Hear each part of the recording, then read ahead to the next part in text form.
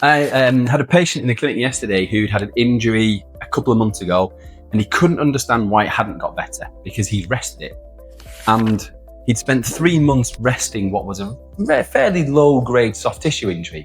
And I was explaining to him about the process of healing and recovery, and he found it really useful, so I thought I'd share it with you all. In the early phases after an injury, the tissue that is injured is very vulnerable.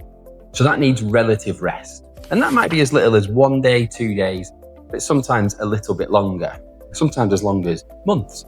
But it depends on the size of the injury. Once it's gone through that initial phase and it starts to develop some structural integrity, it actually needs movement and it needs loading to stimulate continued tissue adaptation and recovery. So healing becomes an active process in response to the stimulus you give it.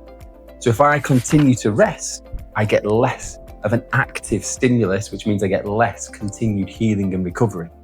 Therefore, the answer of the question was, is rest enough? Well, actually, for complete recovery, rest is rarely sufficient to allow us to recover fully from an injury.